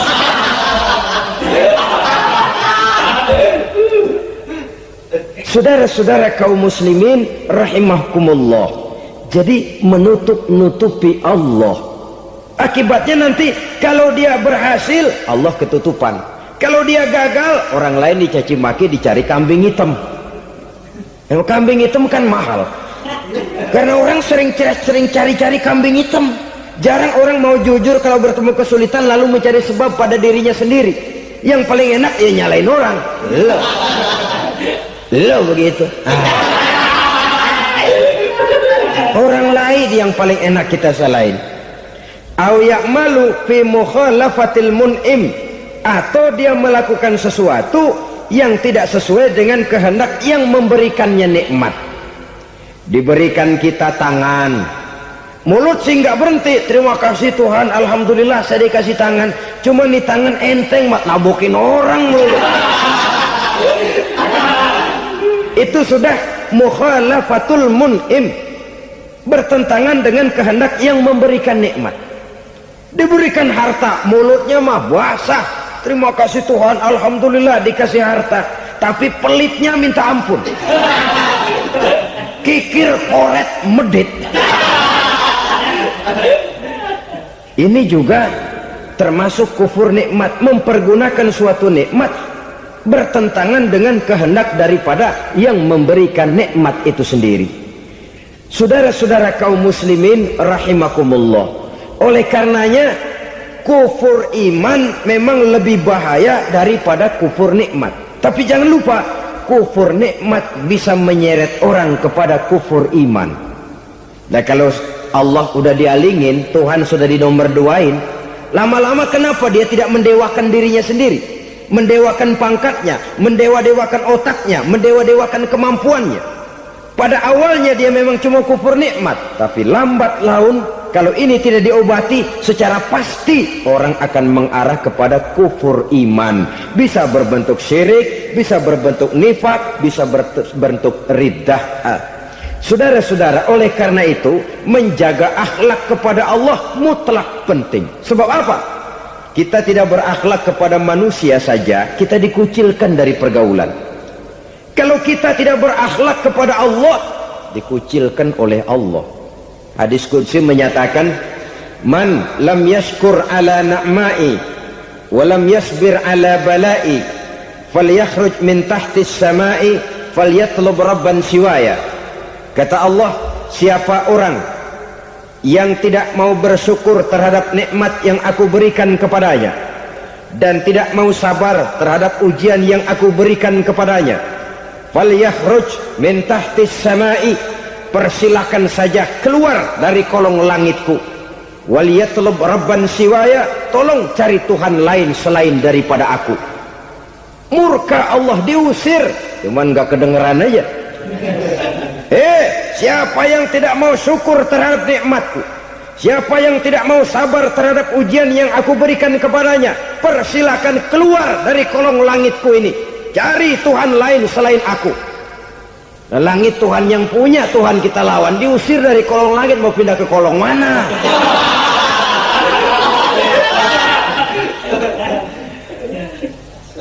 Jadi jangan merasa kufur nikmat kan enteng. Iya, kelihatannya begitu, tidak sebahaya kufur iman. Tapi kufur nikmat ini merupakan anak tangga yang kalau kita sudah mulai naik, kita akan naik terus sampai kepada tingkat di mana kita mengalami kufur iman. Kalau sudah ke sana, maka akhlak kita kepada Allah terkenalah erosi, terkena polusi, hancur akhlak kepada Allah, dan itulah sumber kesengsaraan abadi. Kalau cuma kita tidak berakhlak kepada manusia, barangkali resikonya cuma kehidupan di dunia ini. Mungkin juga ada kehidupan akhirat. Tapi kalau sudah tidak berakhlak kepada Allah, dunia akhirat kita rugi dan celaka. Maka pada kesempatan ini saya mengajak, marilah jaga baik-baik akhlak kita kepada Allah. Satu kali kita bertauhid, sampai mati kita bertauhid. Satu kali la ilaha illallah, jangan tergelincir lagi kita keluar daripada kalimat itu. Satu kali kita bertuhankan Allah, jangan bertuhan yang lain selain daripada Allah. Jangan sekutukan Allah, jangan samakan Allah dengan sesuatu, jangan mengangkat yang lain sama agungnya dengan Allah. Sebab dengan demikian kita seolah-olah sudah mengotori akhlak kita kepada Allah subhanahu wa ta'ala. Ini berat, saudara-saudara, ini tidak ringan. Kadang-kadang saya katakan tadi, masalah ekonomi. Kadang-kadang persaingan hidup yang makin tajam, di tengah lapangan kerja yang makin sulit, di tengah orang banyak potong kompas. Kalau berpatokan kepada nilai tauhid, la ilaha illallah, tidak ada Tuhan selain Allah, maka saya tidak akan takut kecuali hanya kepada Allah. Saya tidak akan menggantungkan hidup kecuali hanya kepada Allah. Saya tidak akan minta rezeki kecuali hanya kepada Allah. Kadang-kadang situasi yang nekat membuat kita kehilangan keseimbangan, kehilangan pertimbangan, picik pandangan. Akibatnya kita merusak akhlak kepada Allah Subhanahu wa ta'ala. Ironinya kan orang sekarang kalau ditanya, lu nyolong ya? Iya. Kok berani? Emang. Lu nggak tahu Tuhan lihat? Tahu. Kok nyolong juga? Biarin. Kalau Tuhan mah lihat, jangan gak ribut. Nggak ribut katanya. Kalau orang lihat, 2 orang saja tahu, geger kelurahan. Ini kan sudah mendustai dirinya sendiri, sudah merusak akhlaknya kepada Allah Subhanahu wa ta'ala. Tuhan nggak ribut katanya. Saudara hadirin yang saya hormati, jadi oleh karenanya akhlak kita kepada Allah merupakan basis daripada kehidupan beragama. Kalau itu sudah mulai rapuh, mulai terkena erosi dan polusi, mulai rusak, dikhawatirkan nanti nilai ibadah kita kepada Allah juga akan turut ambruk karenanya. Saudara-saudara kaum muslimin rahimakumullah, tugas yang kedua memperbaiki akhlak manusia kepada sesama manusia. Kita tahu Islam sesuai dengan namanya adalah agama damai. Maka akhlak manusia kepada sesama manusia menempati porsi yang penting dalam kehidupan beragama. Bagaimana seorang muslim bergaul, bertata krama terhadap sesama manusia. Mari kita lihat lebih jauh persoalannya. Untuk memudahkan pembicaraan dari kacamata agama, kita kelompokkan saja manusia itu dalam 2. Pertama yang seiman, dan yang kedua yang tidak seiman. Yang tidak seiman itu kita sebut saja kufur atau kafir. Nah, kepada yang kafir pun kita diajarkan untuk berakhlak, apalagi kepada yang memang nyata-nyata seiman, sekeyakinan, seakidah. Kemanapun Islam datang, ke negara manapun ia masuk, ia tidak menaburkan kerusakan. Jadi tidak benar kalau orang pernah itu menggambarkan, saking sentimennya seorang orientalis pernah menggambarkan Nabi Muhammad di tangan kirinya Quran, di tangan kanannya pedang, menggambarkan seolah-olah Islam dikembangkan dengan kekerasan. Sebenarnya tidak sama sekali. Kalaupun dalam sejarah perkembangan Islam pernah terjadi perang, maka perang dalam Islam sesungguhnya apabila kita amati sejarahnya bukan untuk memaksakan agama, karena memang agama tidak bisa dipaksakan, tetapi justru untuk mempertahankan agama dari segala macam hambatan, rintangan, hinaan dan fitnahan. Tapi kemanapun yang jelas Islam masuk, dia tidak pernah membuat kekacauan, kerusuhan ataupun penghancuran. Candi Prambanan bahkan dipugar, gereja-gereja tidak ada yang dihancurkan oleh umat Islam. Kenapa? Islam agama damai. Soal agama, soal lakum dinukum waliyadin, la ikraha fid din, qad tabayyana ar-rusdu minal ghayy. Tidak ada paksaan dalam beragama, sebab nyata yang benar dengan yang tidak benar. Belum pernah ada orang kafir masuk ke perkampungan orang Islam lalu dikejar-kejar, diteriakin kafir, kafir, sunatin.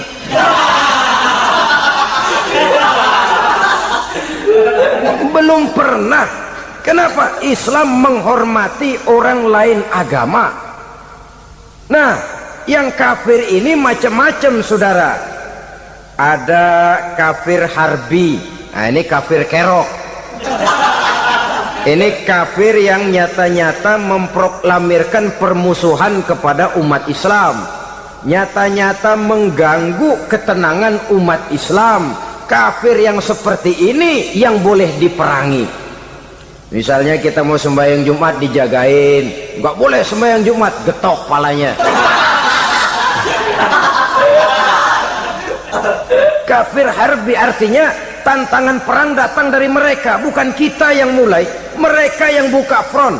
Prinsipnya umat Islam tidak boleh mencari-cari musuh, tapi pun tidak boleh lari kalau ketemu musuh.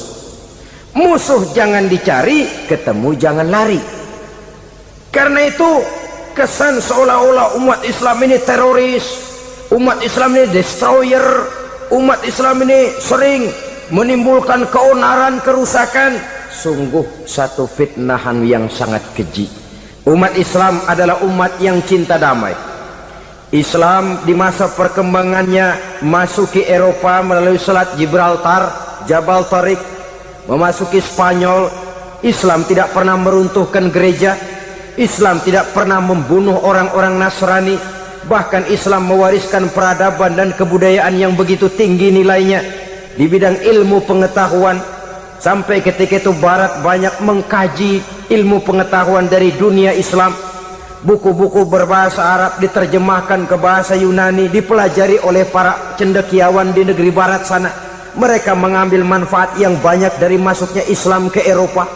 Sementara gereja tetap berdiri dengan megahnya. Kuil-kuil tempat peribadatan tidak satupun yang diusik-usik. Kenapa? Islam agama yang cinta damai.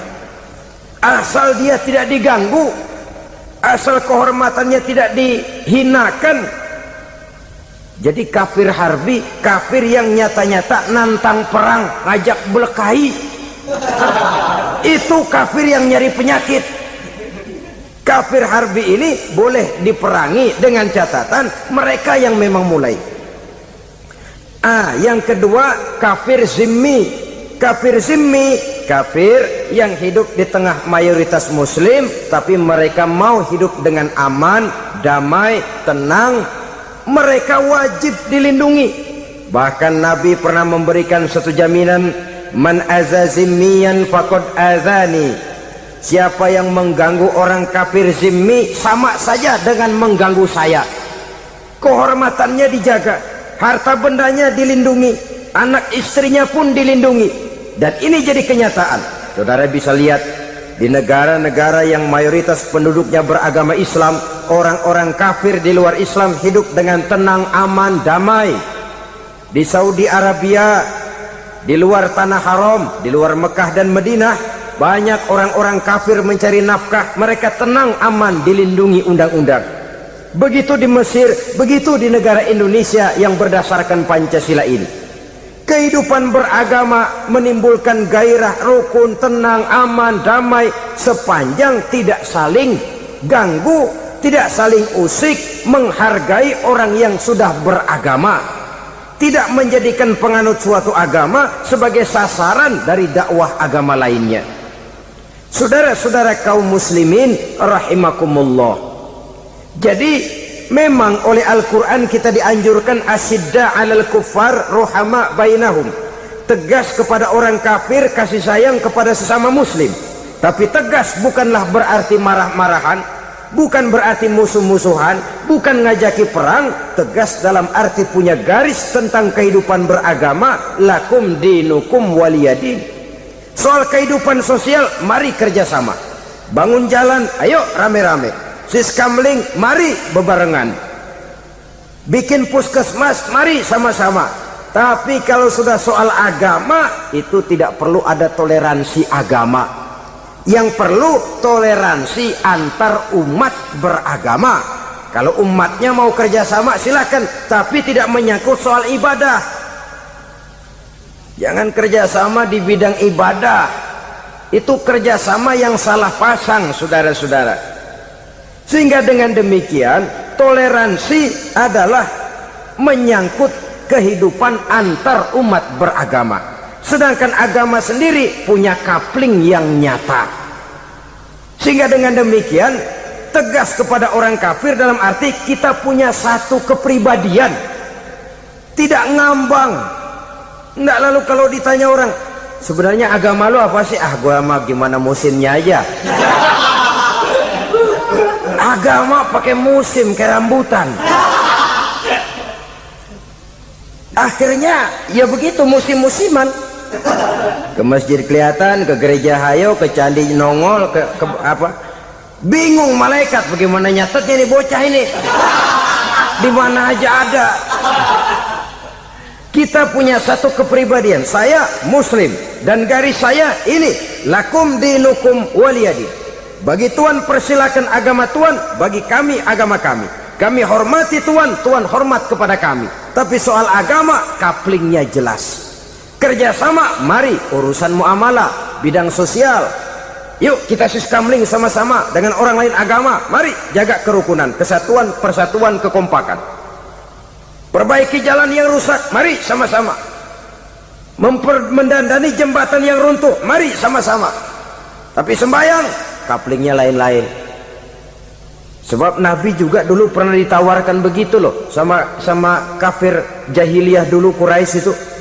Sudah Muhammad, sekarang begini saja, kita join aja daripada marah-marahan. Hari ini saya oke, menyembah Tuhanmu Allah. Besok gantian kamu menyembah Tuhan kita, Latta, Uzza, Manat dan Hubal. Turun, qul ya ayyuhal kafirun la a'budu ma ta'budun. Soal ibadah kaplingnya jelas, tidak boleh dicampur adukkan. Sebab kalau tidak, kita akan mulai kehilangan identitas diri. Dan disitulah krisis kehidupan keyakinan beragama dimulai, dari krisis identitas. Hujan gede kan mulainya gerimis dulu. Di mana-mana ya gerimis dulu. Gerimis makin lama makin gede. Kita akan mulai dengan kehilangan identitas diri. Dari sana nanti kita malu mengakui keislaman kita. Kalau orang Islam malu mengakui keislamannya, ini kan ironi, menyedihkan. Ngakui Islamnya saja malu, menonjolkan keislamannya malu, tidak ada rasa bangga beragama. Padahal ini modal dasar. Hanyalah dengan rasa bangga beragama kita lalu konsekuen. Bangga yang tidak konsekuen, wah pokoknya kan gua kan Islam, agama yang paling benar. Tapi hidupnya sendiri jauh dari tuntunan Islam. Itu bangga yang tidak beralasan, bangga yang tidak perlu dibanggakan sebenarnya. Kebanggaan yang membuat kita konsekuen dan dekat dengan kehidupan beragama. Jadi dengan demikian saudara-saudara, kepada non-muslim kita juga harus berakhlak. Bukankah ini sudah dicontohkan oleh Rasul? Bagaimana beliau disambiti orang di Taif, yang menyambiti malah didoakan. Bagaimana Suraqah mau membunuh beliau, malah Suraqah didoakan. Bagaimana Abu Jahal dan Abu Lahab saking mangkalnya. Ini Abu Jahal pernah gali lubang di kamarnya sendiri, di depan tempat tidurnya. Setelah dia gali lubang, ditutupin pakai keraras korma. Lalu dia tarik selimut, belagak meriang. Dia pesan pesuruhnya, bilangin Muhammad encangnya meriang. Pamannya sakit, minta ditengokin. Nabi dengan segala husnuzonnya berangkat nengokin. Abu Jahal dari balik selimut ngintip. Itu dia Muhammad, itu dia tuh.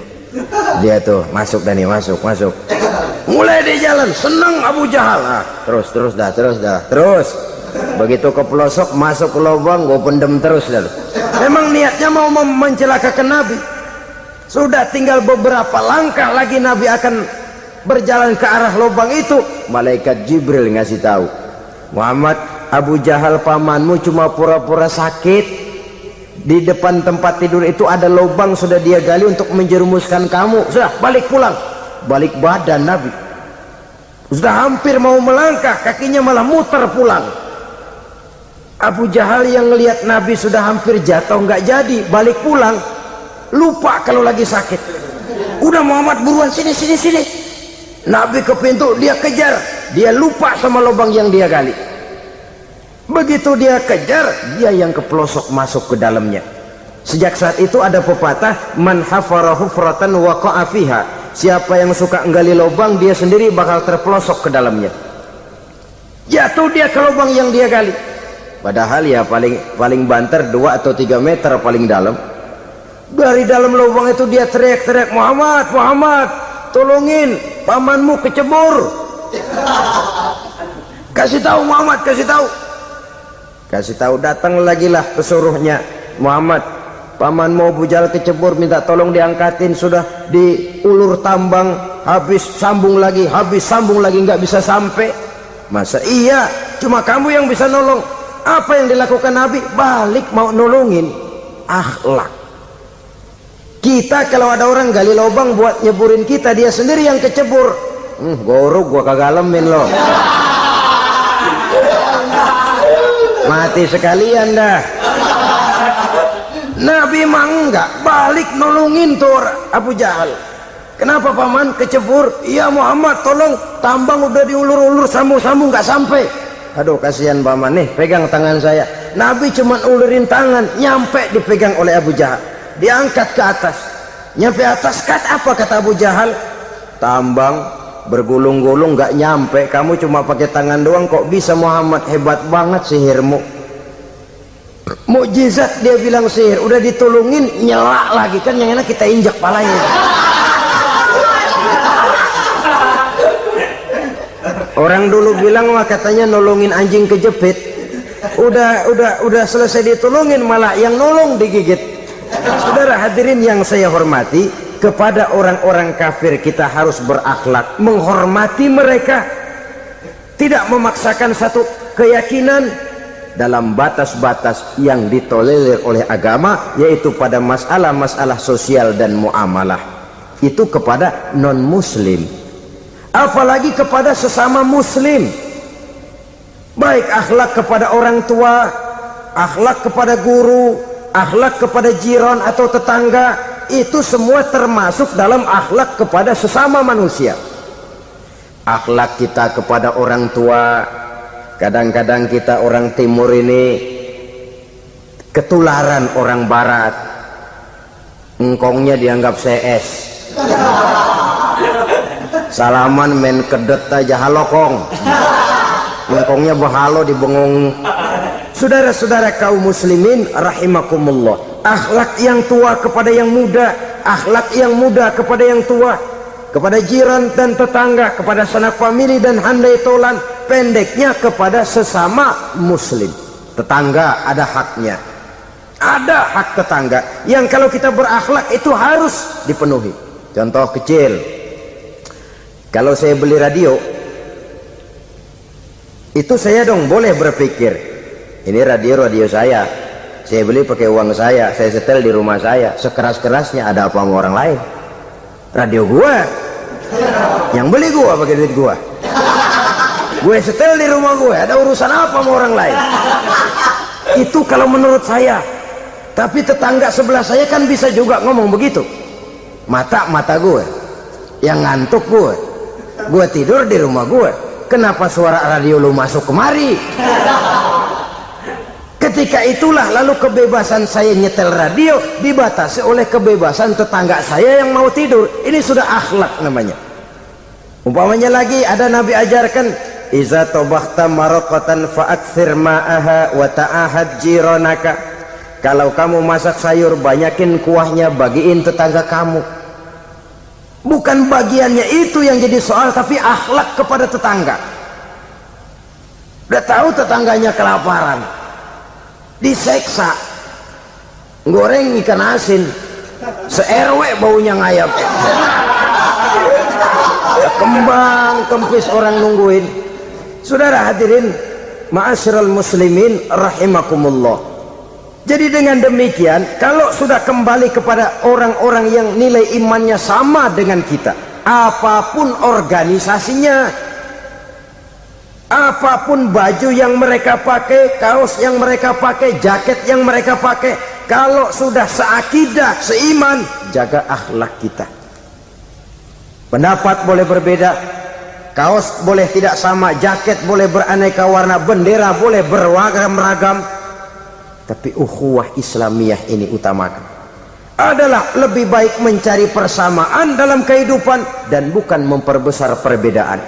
Hanyalah dengan mengembangkan nilai-nilai akhlak semacam ini, toleransi tidak hanya diperlukan kepada yang non-muslim, kepada sesama muslim pun toleransi.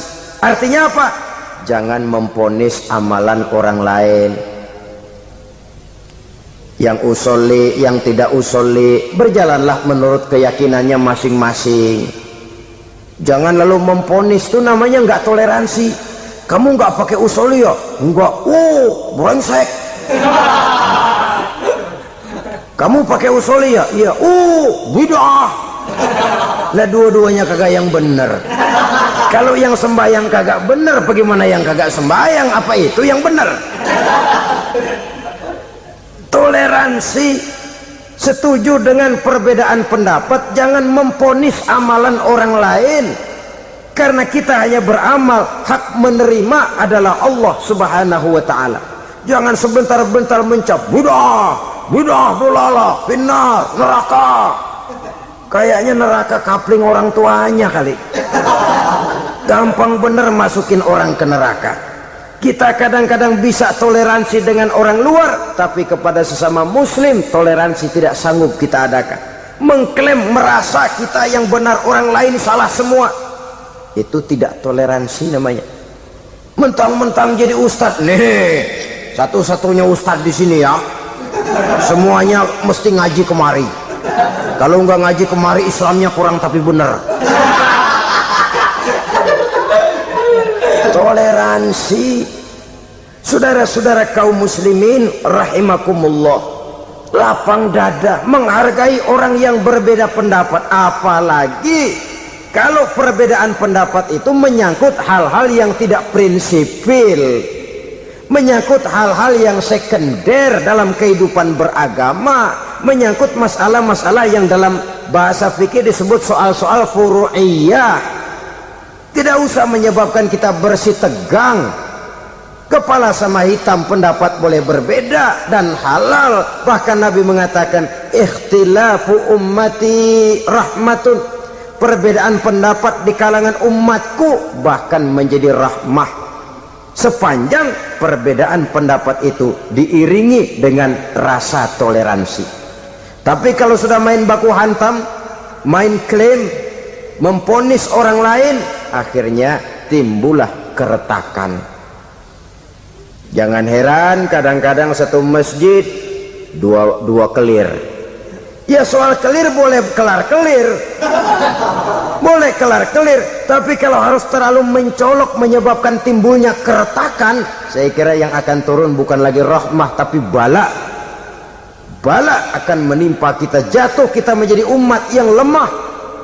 Oleh karena di antara kita sendiri, sesama kita tidak pandai bertoleransi, tidak lapang dada. Ada anak muda kelihatannya mau majuan dikit, yang tua curiga. Nih kalau dia maju pasaran gua bangkrut dong nih. Lalu ditekan tuh anak ditekan melejit.